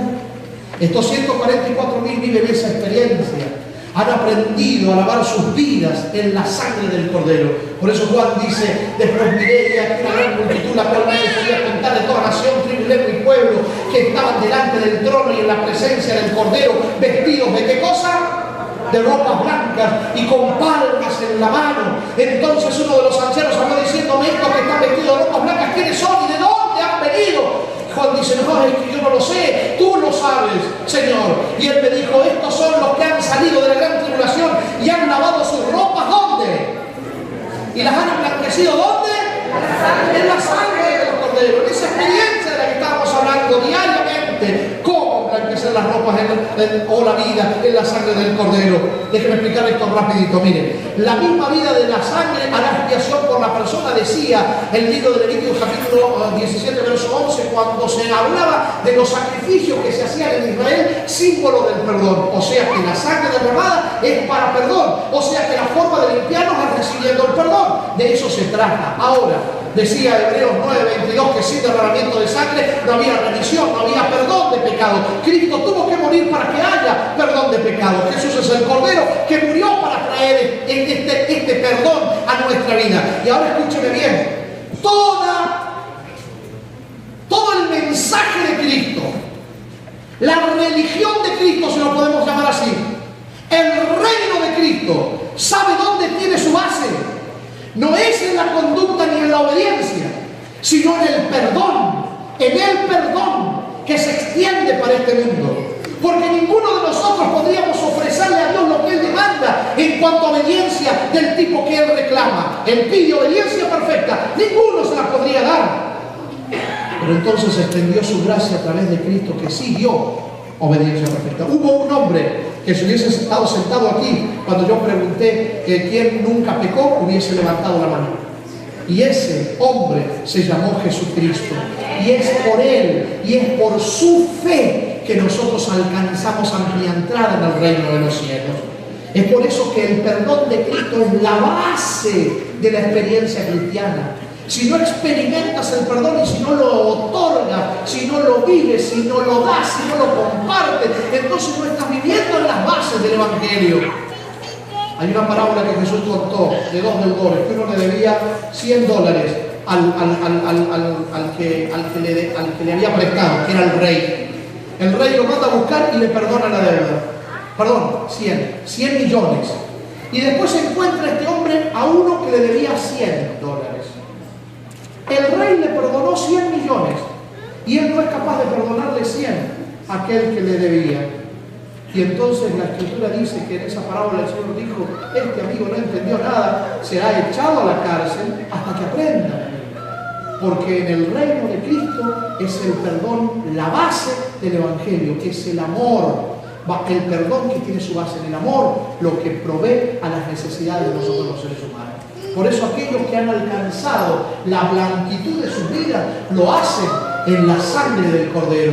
Han lavado su vida allí. ¿Qué significa la sangre? La sangre de Jesucristo que nos limpia de todo pecado. La Escritura decía que en la sangre está la vida de todo ser humano. Así que esa sangre de Jesús derramada representa su salvación, su sacrificio, su vida misma, su justicia. Eso es lo que dice Levítico 11, que la vida de todo ser es su sangre. Cuando Cristo derramó su sangre, derramó su vida, pero su vida tiene que ver con su justicia, con lo que Él vivió, con la perfección de su carácter, con lo que nos asegura a nosotros la entrada al reino de los cielos. Porque, insisto, Dios para otorgar eternidad demanda obediencia perfecta. Usted y yo no la podíamos dar, pero Jesús la dio. Entonces ahora la deja disponible para nosotros. Cuando nos aferramos a Él, esa justicia de Cristo nos cubre y Dios nos mira como si nunca hubiésemos pecado, porque ve a Jesús en nosotros. Y necesitamos procurar vivir siempre pegadito de Cristo para que entonces su justicia permanentemente nos cubra. Ahora, los que han vencido vencerán al fin del tiempo, vencen por la sangre del Cordero, sea por esa experiencia. Ahora me pregunto yo, si la sangre de Jesús es símbolo de perdón, símbolo de su justicia, ¿habrá alguna otra forma o símbolo de perdón y limpieza que Jesucristo nos haya dejado? Porque antes se mataba un cordero y la sangre caía, y ese era el símbolo. Pero hoy, ¿cuál es el símbolo de limpieza para aquellos que empiecen a caminar con Cristo. El apóstol dijo en Hechos 2:16, ahora pues, ¿por qué te detienes? Levántate y bautízate, lava tus pecados invocando su nombre. Hablando del bautismo, el apóstol lo presenta como un símbolo de limpieza, como un símbolo de un reiniciar nuestra vida, pero ahora bajo la gracia y dirección del Señor Jesucristo. ¿Qué cosa es el bautismo? Déjeme decirle que el bautismo se menciona 80 veces en el Nuevo Testamento. ¿Cuántas maneras de bautizar de acuerdo a la Biblia existirán? Digo, porque hay gente que practica el bautismo de muchas maneras. Pablo dice que hay un solo Señor, una sola fe. ¿Y cuántas maneras correctas de bautizarse? Una sola. Y es la que cumple con las características propias de la palabra. La palabra bautismo viene de la expresión bautizo, que significa sumergir, hundir, sepultar en el agua. ¿Saben por qué es así? Porque esto es símbolo de lo que Jesucristo hizo. Símbolo de que cuando Jesús murió y fue enterrado, de la misma manera cuando yo soy bautizado, creo que cuando Jesús murió yo morí con Cristo, y cuando Jesús se levantó yo me levanté con Cristo. Por eso Pablo lo compara al bautismo con la muerte de Cristo. Él dice, ¿no sabéis que todos los que hemos sido bautizados en Cristo Jesús hemos sido bautizados en su muerte? Porque somos sepultados juntamente con él para muerte por el bautismo, a fin de que como Cristo resucitó de los muertos por la gloria del Padre, así también nosotros andemos en novedad de vida. El bautismo es símbolo de muerte y resurrección de Cristo, pero también es símbolo de muerte y resurrección de nuestra vida, muerte a nuestra antigua vida, resurrección a la nueva vida en Cristo Jesús. Y también es símbolo de nacer de nuevo. Jesús dijo, el que no nace de nuevo no puede ver el reino de Dios. Nacer de nuevo. Ahora les hago una pregunta. ¿Alguna vez ustedes vieron a un niño caminar sin antes haber nacido? ¿Verdad que no se puede? Porque para caminar primero tienen que nacer. ¿Por qué digo esto? Porque hay muchas personas que ya deberían haber dado este paso de entregarse a Cristo y ser bautizados, pero no se animan, no se atreven a hacerlo, y ellos piensan así: yo no estoy preparado, no estoy preparada para hacerlo. Y cuando uno les pregunta, ¿y cuál crees tú que es la preparación? Bueno, yo tengo que estar seguro, convencido, convencida de que voy a cumplir todo, de que voy a estar firme, de que no voy a irme para atrás, de que no voy a fallar, de que nunca voy a cometer un error, de que voy a seguir para adelante con él. ¿Y qué es lo que está tratando de hacer esa persona? Esa persona está tratando de caminar en el reino de Cristo sin antes haber nacido. Porque para caminar en el reino de Cristo primero hay que nacer. Y el bautismo es el nuevo nacimiento. Nacer del agua y del Espíritu. Del Espíritu significa recibirlo en el corazón, pero nacer del agua significa confesarlo, porque con el corazón se cree para justicia, pero con la boca, dice Pablo, se confiesa para salvación. Es una experiencia con Dios, no una teoría que se queda en el corazón, sino una realidad de vida que se practica diariamente. Entonces digo, aquel que quiera vivir en el reino de Dios, el primer paso que tiene que hacer después de escuchar la palabra y de conocer sus condiciones es entregarse a Cristo. Y esa forma está expresada a través del bautismo. Por eso cuando te bautizas, el Señor, cuando te cubre con su justicia, te mira y ve, o te ve como si nunca hubieses pecado, te declara justo, y entonces te coloca en el lugar de aquellos que habrán de heredar la eternidad, no por ti, sino por los méritos totales del Señor Jesucristo. El bautismo es símbolo de muerte y resurrección, de perdón por la sangre de Jesús, de arrepentimiento, de nacer a una nueva vida. Óigame, tantas cosas lindas tiene el bautismo que si usted todavía no ha dado ese paso, cuanto antes tiene que darlo, porque se está perdiendo de una gran bendición. Jesucristo dijo, el que cree y es bautizado, ¿qué sucederá? Será salvo, pero el que no cree será condenado. Dice el libro de Apocalipsis de esta manera: el que venza será vestido con vestiduras blancas, y nunca borraré su nombre del libro de la vida, y confesaré su nombre delante de mi Padre y delante de sus ángeles. Oh, qué bonito ser vestido con la justicia de Cristo, porque como lo hemos confesado aquí, Él nos confesará cuando en gloria venga con sus ángeles. Pero también dice que al que venciere le dará una piedrecita blanca, y en la piedrecita un nombre nuevo escrito, el cual ninguno conoce, sino solo aquel que lo recibe. Y hablamos de que el nombre representa las características propias del carácter que se desarrolla, en este caso la experiencia con Dios. Entonces ese nombre nuevo tiene que ver con tu experiencia con Dios. Un nombre representa el carácter, la particularidad o la peculiaridad de esa persona y la misión que presenta. Es presentado también en este caso como un símbolo en estos 144.000. ¿Por qué digo esto? porque estos 144.000 son extraídos de las 12 tribus de Israel. Pero cuando usted mira con detenimiento a esta presentación de estas 12 tribus, usted termina descubriendo que no están presentadas todas las tribus de Israel. Porque no todos los hijos de Jacob son presentados en esa lista que usted ve allí, 12.000 de cada una. Que en lugar de un hijo que no está, aparece un nieto. Que está alterado el orden en el que nacieron los hijos de Jacob. Entonces usted termina entendiendo que estas tribus de Israel también son un símbolo de aquellos que habrán de vivir una experiencia parecida a la de ellos, quizá, en la experiencia con Dios. Pero a la vez, estos nombres representan un mensaje escondido detrás de ellos que identifican con mayor claridad a estos 144.000. Digo, les mencioné que todos los nombres en la Biblia tienen una traducción y estos no son la excepción. Por ejemplo, ¿sabe usted lo que significa el nombre Judá? Judá significa alabanza, gloria a Dios. De la palabra Judá o de la raíz de ese nombre Judá surge la expresión aleluya. ¿Sabe usted lo que quiere decir aleluya? Aleluya quiere decir gloria a Dios. Judá. Ahora mire usted, ¿quién fue el primer hijo de Jacob? ¿Judá? No, Judá fue el cuarto. ¿Quién fue el primero? Rubén. Rubén no está puesto como cabeza de estas tribus. Quedó en segundo lugar. ¿Por qué será? No se pierda el mensaje de esta tarde, vamos a entender un poquitito mejor por qué. Así que guardes eso en el corazón y esta tarde venga para saber por qué Rubén no ocupa el primer lugar. ¿Por qué fue entregado ese patrimonio a Judá? ¿Qué hizo Rubén que perdió? Por eso la primogenitura era tan especial en Israel que se la cuidaba, por eso Jacob quiso tenerla, etcétera, etcétera, y Rubén la perdió. Jesús debió haber nacido de la tribu de Rubén, no de la tribu de Judá.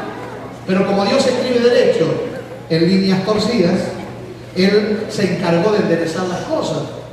Si fuera por nosotros, nunca hubiera venido Cristo. Gloria a Dios, que Dios no depende de los seres humanos. Se vale de nosotros, incluso para hacer su voluntad. Alabanza a su nombre. Ahora, Judá significa gloria a Dios. Y entonces viene Rubén. Rubén significa mira, un hijo. Rubén es la expresión de dos palabras. Ru y Ben. Ben en el griego quiere decir hijo. Ru es el imperativo, la orden del verbo mirar. Ru, mira. Ben, un hijo. Rubén. Eso es lo que significa Rubén. Gad significa multitud. Aser significa feliz. Neftalí significa luchar y vencer. El que luchó y venció. Pero luego, en la lista, deja de presentarse a los hijos de Jacob. Y en lugar de un hijo de Jacob se presenta un nieto de Jacob. ¿Hijo de quién? De José, llamado Manasés. Reemplazando a uno de los hijos de Jacob que no está en la lista. ¿Quién es el hijo de Jacob que no está en la lista? Dan es el que no está. ¿Por qué no está Dan? Si es hijo de Jacob. Porque Dan tenía unas características muy particulares, amigo. Miren cómo lo describía su propio padre hablando de él. Dan juzgará a su pueblo como a una de las tribus de Israel. ¿Será Dan? ¿Qué cosa? Serpiente junto al camino, víbora junto a las sendas, que muerde el talón de los caballos y hace caer hacia atrás al jinete. Estas expresiones son el equivalente en el original hebreo a la misma raíz de la palabra cuando se habla del chisme y de morder a las personas criticándolas. Dan tenía la capacidad de ver los defectos de la gente como juez, pero en vez de usar esa capacidad para ayudar, la usaba para condenar. En lugar de Dan, que es el que juzga, el juez, encontramos a Manasés. ¿Saben lo que quiere decir o significa el nombre Manasés? Manasés significa el que olvida, olvidando, el que perdona. Volvemos otra vez a lo mismo. Es el perdón la base del reino de Dios. En lugar de Dan, que es el que juzga, el que condena, el que maltrata, el que lastima, está Manasés, que es el que olvida, el que perdona, el que restaura. Porque ninguno que pretenda ocupar el lugar de Dios sintiéndose o eligiéndose juez sobre otro ser humano podrá ser parte de los 144.000. Porque el juicio solo es de Dios y Dios se lo entregó a Cristo. Y Cristo, cuando vino a esta tierra, no vino a condenar, porque no envió Dios a su Hijo al mundo para condenar al mundo, sino para que el mundo sea salvo por él. Pero ese espíritu de condenación lo llevamos intrínsecamente metido dentro del corazón como producto de lo que pasó en el capítulo 3 de Génesis. Lo hemos recibido como herencia del aliento del enemigo que nos hizo parte de su reino, porque él es el acusador, porque él es el condenador, porque él es el que lastima, y todos llevamos dentro ese espíritu y necesita ser aplacado por el Espíritu Santo que nos llene de amor y de perdón para con nuestro hermano, mostrando al mundo que hay un camino alternativo y mejor. Por eso está Manasés, que es el que olvida. Luego viene Simeón. Simeón es la combinación de dos verbos en una expresión. Simeón, el que escucha y obedece. Cuando un israelita hablaba de escuchar, él decía escuchar no solamente para saber de qué se trata, escuchar para hacer lo que decían, porque para el israelita o para el hebreo escuchar es equivalente a obedecer. Simeón es el que escucha y obedece. Aparece luego Leví, que significa esperar, pero no es cualquier espera, es un esperar confiado. Y luego viene Isaacar, que significa galardón. Luego viene Zabulón, que significa morada, pero no es cualquier morada, es la morada eterna de Dios. Y luego viene José. ¿Qué significará el nombre José? ¿Hay alguien que se llama José acá? Por favor, señor. José sí hay. Y tienen un pastor que se llama José. Así que llegó el tiempo de abundancia para esta iglesia. No me gustó ese. Tienen un nuevo pastor que se llama José y llegó el tiempo de abundancia para esta iglesia. Ahora sí, crean. José significa abundancia. El nombre de José ya representaba lo que era de Egipto. Lo vendieron como esclavo. Pero Dios lo levantó. ¿Cuándo hubo mayor abundancia en Egipto sino en los tiempos cuando José administró los graneros de Egipto? ¿Se acuerdan ustedes? Esta tarde vamos a hablar un poquitito más de eso, así que no se espera el mensaje esta tarde. Y luego viene el último de los hijos de Jacob, el hijo de Raquel. ¿Cómo se llamaba? Benjamín. ¿Qué quiere decir Benjamín? El más chiquito. No. Muchas veces decimos, hay que ser el Benjamín de la familia, porque es el último, porque es el más chiquito. Pero no quiere decir el más chiquito. Benjamín, ya les dije que Ben quería decir ¿qué cosa? Ben, hijo. Benjamín, hijo de mi diestra. ¿Sabe una cosa? Si un niño hebreo tomaba este capítulo 7 del libro de Apocalipsis y miraba los nombres escritos alterados como los puso Juan allí o como el ángel se los dio a Juan, entendía el mensaje que estaba escondido detrás de esos nombres. Él podía ver cada uno de los significados, porque como hebreo conocía bien lo que representaba o significaba cada uno de esos nombres. Él podía entender que Judá significa gloria a Dios, Rubén mira un hijo, Gad una multitud, a ser feliz, Neftalí luchado y ha vencido, Manasés olvidando, si no le escucha y obedece, Leví espera confiado, Isaacar galardón, Zabulón morada eterna, José abundancia, Benjamín hijos de la diestra. Pero no hacían lo que yo estoy haciendo, decir el nombre y luego la definición, sino que entendían el mensaje completo directamente mientras miraban los nombres. Lo que en otras palabras sería, estaba entendiendo lo que el mensaje que pretendía transmitir Dios a través de estos nombres, como los había colocado allí en la lista de estos 144.000. Un hebreo leyendo esto podría entender lo siguiente: gloria a Dios, mira, un hijo, no es un hijo, parece un hijo porque está unido, pero es una multitud feliz que ha luchado y ha vencido, olvidando todo lo que está atrás. Ahora escucha y obedece y espera confiado en el galardón, en la morada eterna donde tendrá abundancia de todos, porque son hijos de la diestra de Dios. Esos son los 144.000 sellados, los que siguen al Cordero por donde quiera que va. Ese es el sentir del corazón, porque para ellos la Escritura vale más que sus propias vidas. Son los que habrán de dar el último mensaje a este mundo y terminarán de preparar este mundo para el regreso de nuestro Señor Jesucristo. Yo no sé usted, pero yo quiero ser parte de esos hijos. Amén. Que habrán de estar de pie cuando el cielo se abra y el Señor Jesucristo venga por segunda vez a esta tierra. Me pregunto, ¿cuántos de los que están aquí son miembros de la iglesia? Bautizados. ¿Cómo los vamos? Gracias por levantarlo. Aprecio.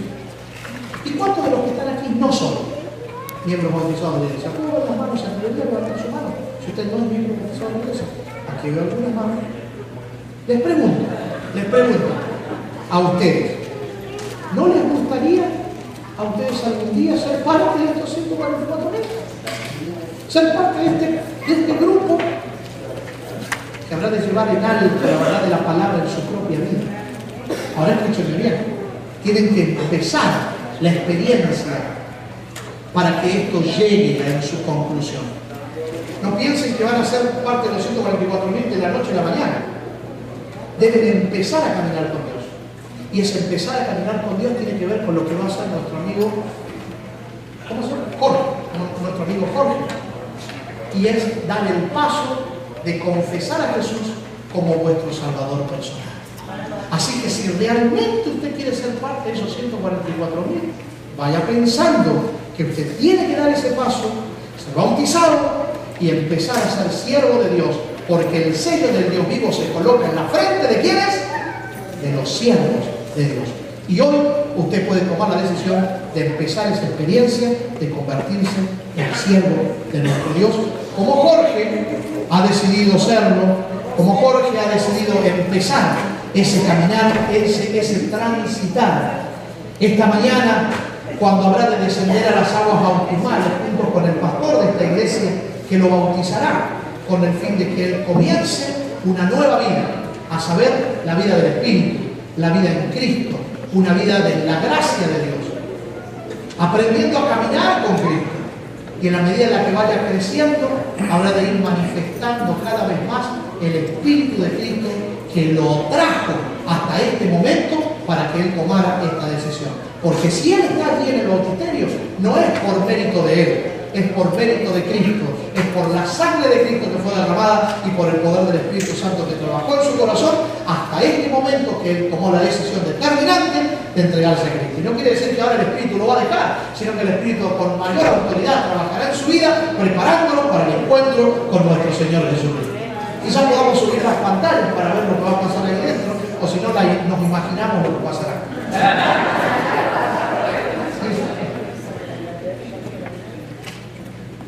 ¿Se puede subir la pantalla? Ahí está. Ahora sí. Pastor.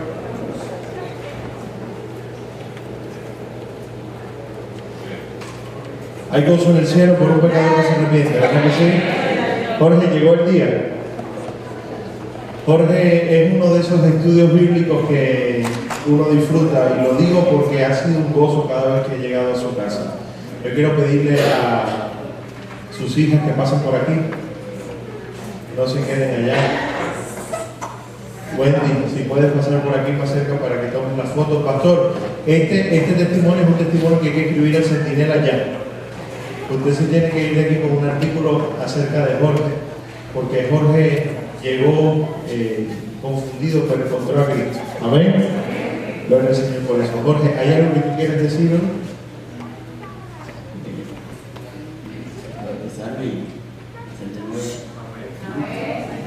Gloria al Señor.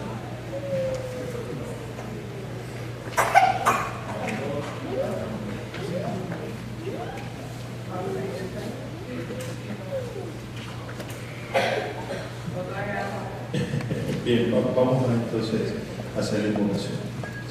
Apreciado Jorge, hoy entregas tu vida al Señor Jesús. Entregas tu vida al Señor Jesús testificando que mueres al mundo y sigues ¿a quién? A Jesucristo. Hay gozo en el cielo por tú poner todos tus pecados a los pies de la cruz. Tu hija te trajo, tu hija te mostró el camino y hoy haces este sello con Cristo. Y escucha esto, Jorge, esta iglesia que está aquí, porque a veces este momento es de nerviosismo, pero mira, esa iglesia te recibe con amor, ¿verdad que sí? Te reciben con amor para que crezcas y para que pronto veamos juntos al Señor Jesús viniendo en las nubes de los cielos. Por eso yo, como ministro de este evangelio, me gozo en bautizarte en el nombre del Padre, del Hijo y del Espíritu Santo. Y que la decisión que hoy tú tomas sea para vida y para vida eterna. Amén.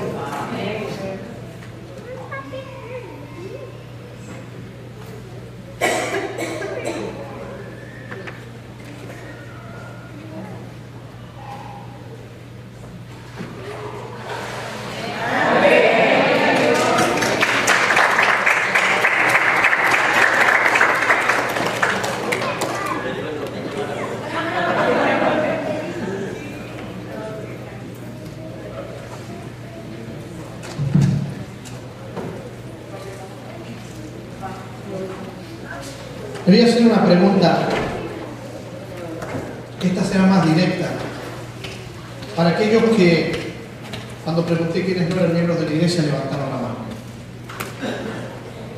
Mientras escucharon el mensaje esta mañana, mientras vieron este bautismo, ¿sintieron en algún momento el deseo en su corazón de dar este paso en algún momento de sus vidas?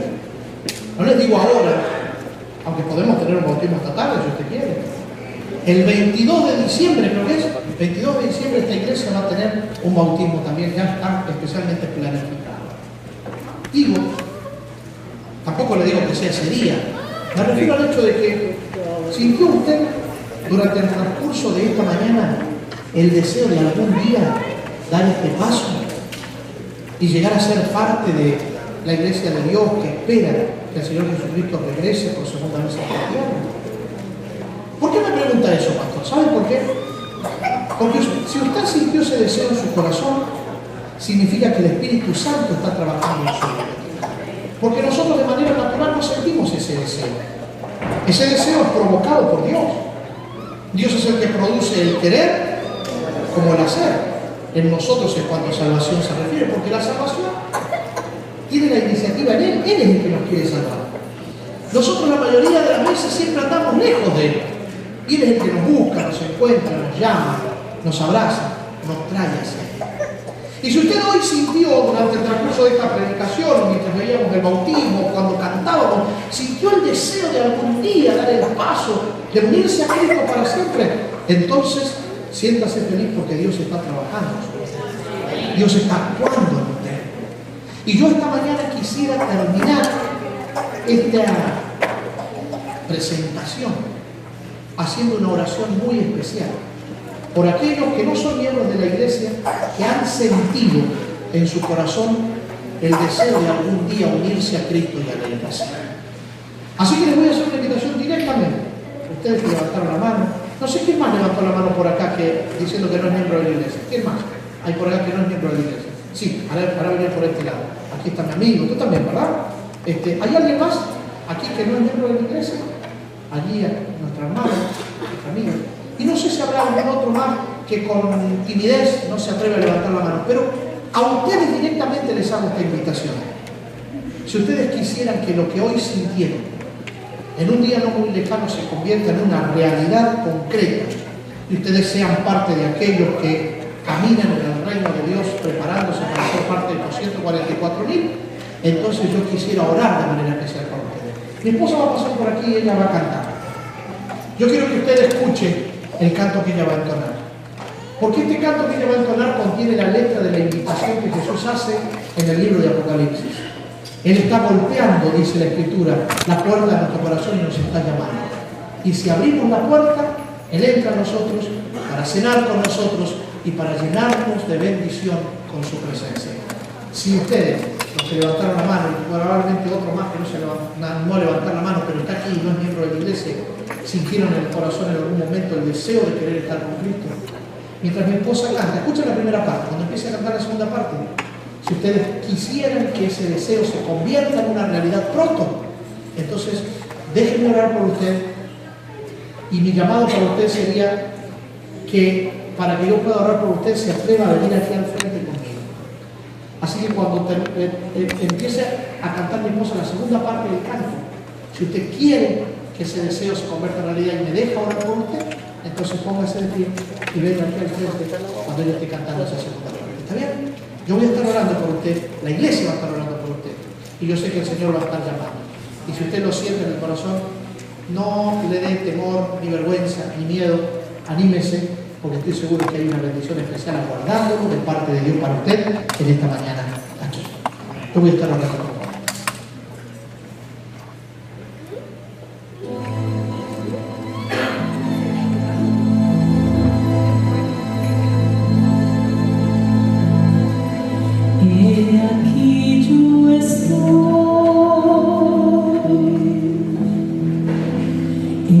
Estoy a la puerta y llamo, si alguno oye mi voz, yo entraré y cenaré con él. He aquí yo estoy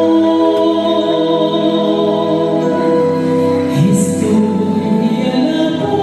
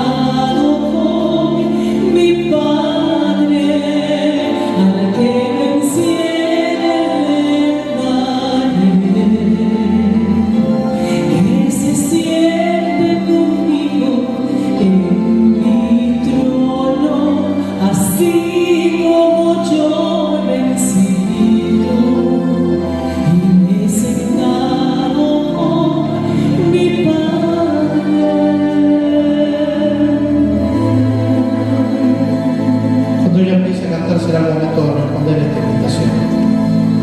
Es el tiempo de atreverte a decirle que sí a Dios. Si sentiste algo en el corazón, es porque Él te está buscando.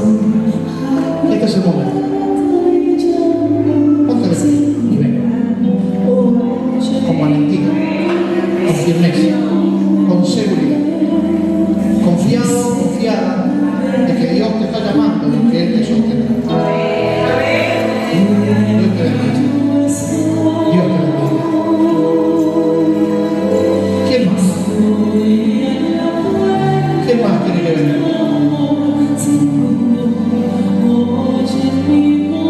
No te detengas. No tengas vergüenza.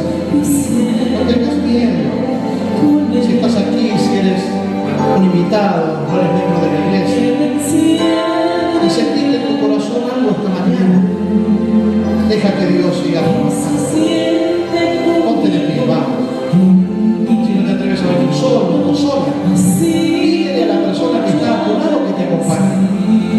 Pero ven diciéndole al Señor esta mañana: Señor, yo sentí algo en mi corazón y lo siento. Y quiero que eso que sentí pueda permanecer y crecer, de tal manera que se convierta en una realidad y que pueda ser de aquellos que caminarán contigo por las calles de oro, por el mar de cristal, vencedor, vencedora por el poder de Jesucristo. ¿Habrá alguien más esta mañana?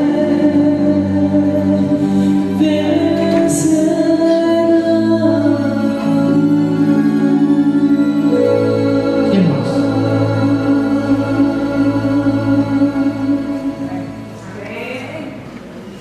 Yo voy a dar 5 segundos más, 5 segundos para esta invitación.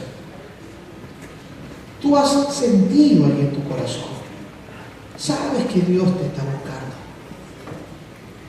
Has escuchado una voz que no es la mía, diciéndote que Él tiene algo especial para ti. Entonces no te resistas, no luches. No dejes que tu espíritu natural se superponga al Espíritu de Dios que te está invitando y que te está llamando. Y atrévete, anímate a dar ese paso de fe de empezar confesándolo esta mañana. 5 segundos y termino esta invitación. 4 segundos. Si no eres miembro de la iglesia y sientes en tu corazón que quisieras unirte a Cristo en algún momento, entonces ponte de pie y ven. Ponte de pie y ven con firmeza, con valentía. Así mismo, como este jovencito lo ha hecho. Me encanta ver a los niños respondiendo a la invitación de Cristo. Un día había un predicador famoso llamado Spurgeon. Cuando vino de la predicación, su esposa le preguntó: mi amor, ¿cómo estuvo hoy? Y él dijo: fue maravilloso, se convirtieron 2 almas y media. Y la mujer dijo: ¿pero cómo? Ah, ya sé, dijo ella, 2 adultos y un niño. Y Spurgeon dijo: no, 2 niños y un adulto. Y ella dijo: ¿pero cómo así?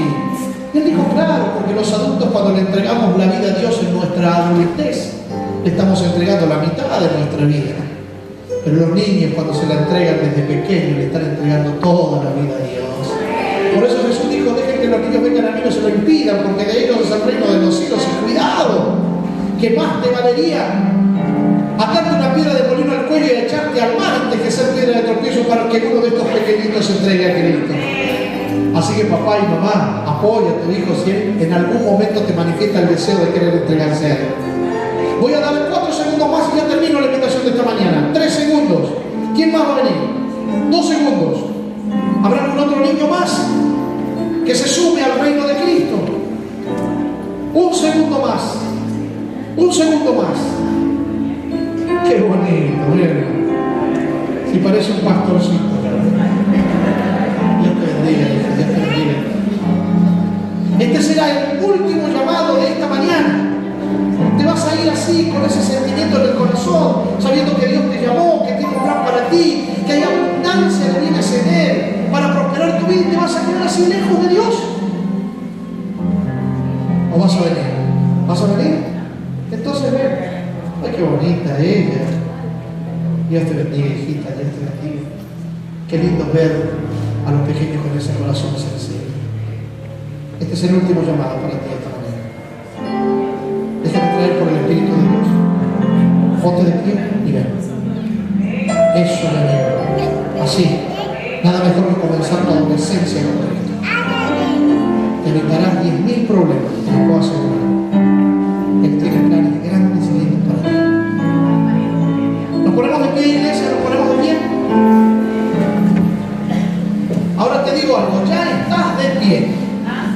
Es mucho más fácil para ti solamente caminar 2 o 3 pasos y llegar hasta aquí arriba.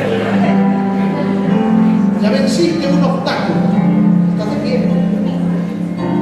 Atrévete y ven. Ven. Anímate. Hay bendición para aquellos que se atreven. Yo voy a orar. Ahora escúchame bien. Si mientras estoy orando todavía sigues sintiendo en tu corazón ese llamado de Dios, no importa que ya esté orando, igual puedes venir, igual puedes abrir tu corazón aquí y decirle al Señor: Señor, yo quiero estar contigo para siempre. Vamos a hablar con Dios. Señor, gracias por tu palabra, gracias por la invitación, gracias por el privilegio de ser hijos tuyos, gracias por permitirnos recibir de ti la invitación sublime de ser parte de tu reino. Gracias porque tú has sido fiel en la experiencia de aquellos que te hemos aceptado hace tiempo ya. No nos has abandonado, no nos has dejado, nos has prosperado, has hecho grandes cosas en nuestra vida y alabamos tu nombre por eso. Y de forma especial te agradezco, Señor, por este lindo grupo de amigos, niños, jóvenes, adultos que están aquí enfrente, hombres, mujeres, que sienten el llamado de Jesús en sus vidas y que hoy no son reacios a tu voz, sino que confiesan, que desean que ese sentir que han tenido pueda crecer de tal manera que ellos pronto se conviertan en parte de tu iglesia. Los entrego en tus manos de amor. Bendice, los guía, los dirige, los guarda, los mantén sus nombres en el libro de la vida. Perdona sus pecados, dales ese nuevo corazón desde ahora para que vayan latiendo por el poder de Cristo en ellos. Y que pronto el deseo que manifiestan pueda ser una realidad y sean bautizados, también se unan a la iglesia y se preparen para recibir el sello del Dios vivo. Los entrego en tus manos de amor. Pero Señor, no quiero terminar esta oración sin pedirte por aquellos que todavía estás llamando y que están escuchando todavía tu voz, tu llamado, hablándoles al corazón y no se han atrevido a venir aquí al frente. allí donde están, Señor, que puedan sentir con tanta fuerza tu llamado y tu invitación, que no se resistan más y abran su corazón para que tú entres en sus vidas y causes la revolución de paz, de alegría y de felicidad que solamente tú puedes causar. Los encomiendo en tus manos. Y así, Señor, todos quedamos en tus manos de amor agradecidos, en el nombre del Padre, del Hijo y del Espíritu Santo.